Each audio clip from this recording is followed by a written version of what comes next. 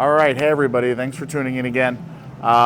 So last video you guys saw us shoot was with the level, and we were comparing the two different layouts, what I did with the surfaces, I went over that. And then now what we're gonna do is a similar idea, except with the new Equinox, which has grown into one of my favorites in a very short period of time here. I do have one with a taller pin and one with a shorter pin. The layouts are gonna be somewhere around here to my left and to my right, hopefully in this video. If they're not, check the description. I usually always put the layouts in my description. If you guys have any questions about anything by the end of the video that I don't cover, please make sure to leave it in the comments. I don't really want to get into anything particular before we throw any shots, so just watch this ball go down the lane and we're going to learn together, all right? So let's go find out. Let's go throw some shots, and let's go bowl up a storm. All right, so we are out here with the Equinox now. This first one I'm going to throw is the one I have most experience with. This one I drilled first, pinned down. So I hit it with a beat up 2000 pad when I first drilled it, and just kind of let it lane shine back up now. This is the one that made me fall in love and order the other one. So again, pin down. Oh, a little grabby, but the ball just knows where the pocket is. Ah. All right. So although this one does have the lower pin, it does have the shorter pin as well. So this is a 4.5 by 4 1/4 by 4 1/4. So that buffer is really going to mellow that down lane reaction a lot. Not going to be as quick. So it's going to be a little bit earlier rolling and not as snappy. Great shot. Oh man. When a ball goes through the pins like that, it's almost like you don't want to throw any more shots. You just kind of want to take the tape off, go have a seat, admire the way the ball did the work, and just call it a day.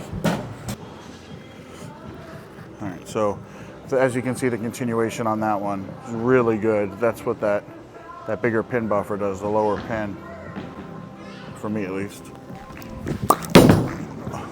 Push. Ah, got a little slow. Two more here. So stay aggressive. When I put this light on me, I start sweating a lot, so I'm get a little tired, but no excuses. Ooh, that's a good one. All right, time to move. That is the indicator. So if a shot like that, when I know there's friction to the right, I like to keep my eyes away from it. So we're gonna 3 and 2 our way to the left here. Try and keep everything in. And then let's see, maybe if we don't strike again, we learn something here.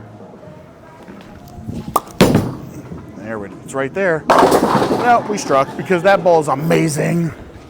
Let's switch. All right, let you in on a little behind the scenes action here. I have only thrown this one with the pin up about 4 or 5 times. Drilled it last night, threw it on after the league was done, so haven't really had a chance to throw it on fresh yet. So I'm not moving off of that last strike with the one with the pin down. Uh-oh. Let's figure out why that might be happening. All right, so first reason that could be happening is this has a fresher cover on it, so no lane shine, and I did hit it again. So you can tell it might be a little more cloudy. So not as quick down lane, not as continuous, a little more forward. Move one right. There we go. So just had to kind of move a little bit right. You can see that one's a little more forward. All right, not sure when I cut off that last shot, but I mentioned you can tell it's a little bit more forward. So taller pin saves up a little more energy. unleashes it kind of all at once down lane here. But the surface, like I said, fresh surface might be hindering that. In the soup, aha!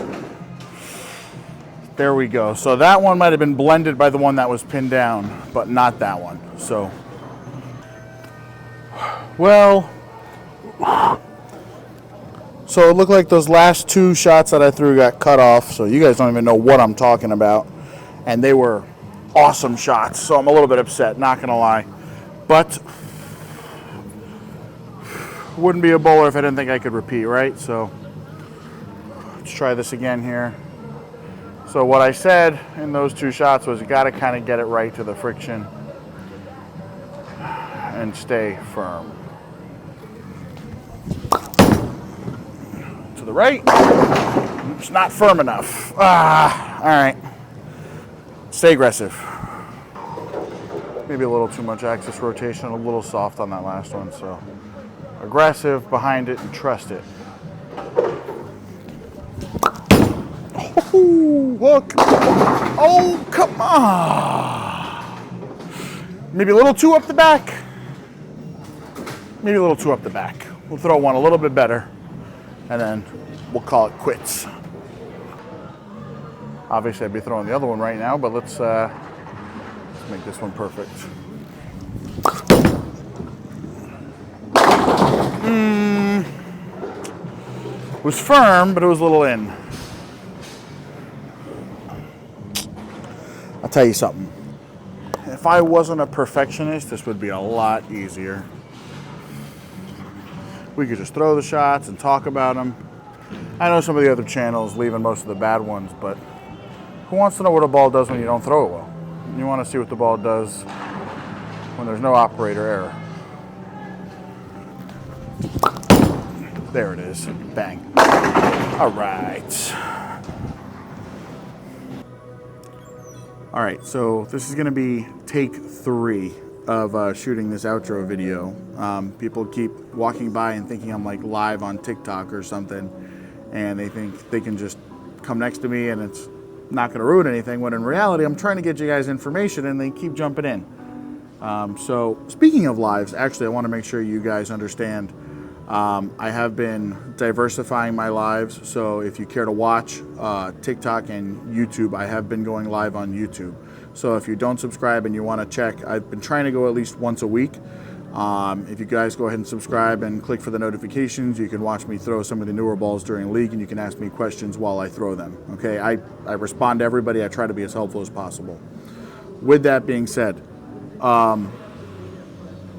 today, the goal is not to tell you what I think of the Equinox. Obviously, I'm going to, mention a few things here.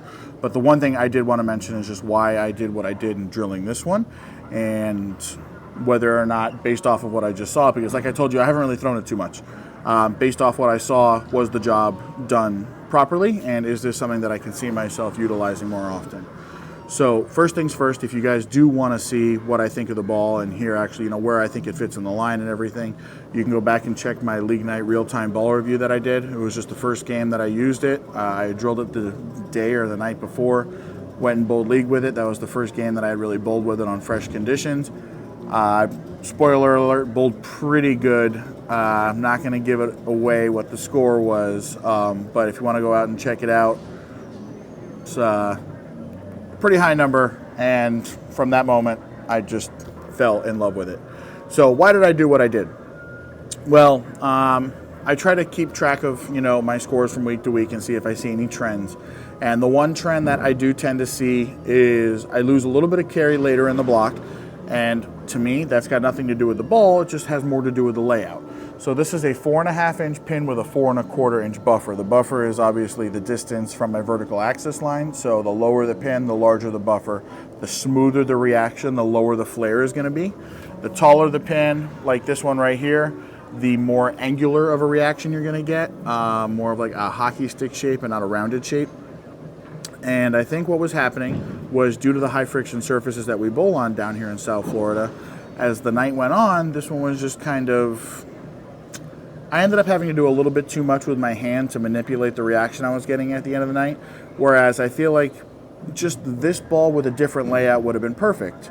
And that triggered almost instantly. And that's where the idea to drill this one came from. Now, I've done multi-layout videos on my channel before, so it's nothing new. I've probably said a lot of this before. But what I think makes this one a little bit different is obviously the intent of this bowling ball. And I think this ball's intent is very unique because the marketing, as you guys see, is they tell you it is the house shot killer. But what does that mean? Because not all house shots are the same, right?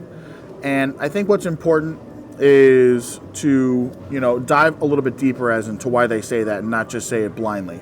So from my experiences, what I see is the reason they say that is because there's not an amount of oil in the middle of the lane that can build up where the over-under necessarily is, disadvantageous, if I can use that word. So the ball doesn't necessarily hydroplane if you're playing them correctly in all of the oil in the middle of the lane. And if it gets to the dry, it's not overly strong. And the pearl cover, this is the A1S cover, it kind of fits right in the middle of our line. It's not going to jump or overreact off of the drier part of the lane. So you take a blended pattern and you get a ball that's going to help you blend it even more. It's going to, take that room that you have and just, amplify it even more. And I think that's what's been so great with it. Obviously, the pin down one is the one that, like I said, I drilled first. It's the one that I've been using. Just under 30 games with it the last 2 weeks in leagues and tournaments that I've been subbing in. Tournaments and leagues that I've been subbing in. And like I said, I do like to keep track of my scores. I did shoot 300 with it. I shot 300 with it this past Tuesday. Shot a 760 something or 770 series with it that night. It's got some pretty bad transition in the middle. But I'm like just under 250 with this one, and I feel like now that I have both of these in the bag and I can go from one to the other, I feel like this one's going to help me a little bit later in the block. My game ones with this one, my first 4 game ones with this ball were 279, 276, 300, 279. It's what happened after that. Now, they didn't go down a ton. It was still like 230s and 240s. But I just feel like once this one started to corner a little bit, like leave the corners a little bit more, this one could have definitely jumped in and saved me. So stay tuned. I'm not sure if it's going to, be perfect, but that is at least what the job or what the drill patterns were meant for.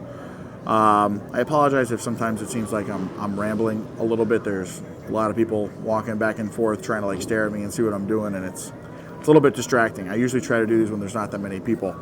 There might be people behind me doing stuff, so I apologize if anybody behind me is making any faces or doing anything as well. Anyway, so yeah, the longer pin buffer, the shorter pin, earlier and smoother. The taller pin or the higher pin along with the longer pin is going to save up more energy, be a little bit more angular, the hockey stick shape. It's going to give the illusion of the ball rolling out when in reality it's just kind of going forward. It's just being quicker. That's the term that you're going to hear a lot of PBA professionals use, is slower reacting versus quicker reacting. This is going to be the slower reacting ball. This is going to be the quicker reacting ball. And that's just them describing how the ball reacts when it comes off the spot down lane. All right. Don't want to talk your ears off like I normally do. This is a different setting. I'm trying different settings out for each of these, so like me sitting with the 2 different layouts, standing up on the lanes, throwing shots from different angles. You guys, let me know what you like the best, please. I'm doing my best to kind of, get the content out to you guys that you're asking for and looking for, but I can't do that if I don't get feedback. So comments, subscribe, please. Follow on TikTok. You can friend me on Facebook. I tend to respond to everybody everywhere. It's probably one of my weaknesses, if I'm going to be honest. I spread myself thin, but I'm always going to try and give you the time and make sure that we're setting you up with exactly what you need. So, is it the best ball ever? I don't know. It might be for some people. I'm absolutely in love with it. I drilled 2. They're both great tools for the situation. Not much more I can say than that. All right. So, as always, I'm going to tell you to bowl up a storm. This has been a Scott Anderson Bowling and Storm Bowling production. Storm Nation, baby.